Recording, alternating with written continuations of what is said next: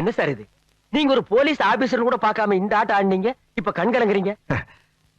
ഞാൻ ഡ്യൂട്ടിയുടെ പോലീസാക്കും. പക്ഷെ വീട്ടിലില്ല ഗോവിന്ദു. എന്റെ വൈഫ് ഞാൻ എപ്പോഴും സന്തോഷമായിട്ട് വെക്കും. എതുക്കിന് ഗോവിന്ദൻ അറിയും? അവൾക്ക് കുഴന്ത പിറക്കാது. സാർ, ஆமா கோவிந்த். എനിക്ക് കല്യാണമായി പിന്നെ 8 വർഷമായാச்சு. அந்த 8 வருஷத்துல എന്റെ അമ്മുவுக்கு 2 தடவை அபார்ஷன் ஆயாச்சு.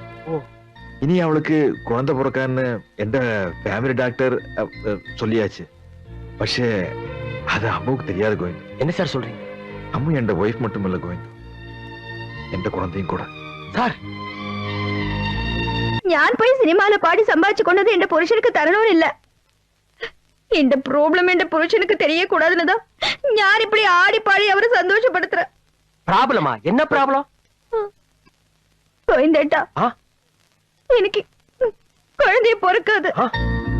எന്റെ புருஷனுக்கு தெரியாம ഞാൻ ஒரு லேடி டாக்டர் கன்சல்ட் செய்தப்போ டாக்டர் என்கிட்ட சொன்ன விஷயம் அது. குழந்தை ஞாபகமே எന്റെ புருஷனுக்கு வரக்கூடாதுன்னு ഞാൻ இப்படி ஆடி பாடுறது. இந்த ப்ராப்ளம் என்ற புருஷனுக்கு தெரிஞ்சா 1000 வேலை வச்சுட்டு வெளியே போயிட்டு வர அந்த மனுஷன் கஷ்டப்படக்கூடாது.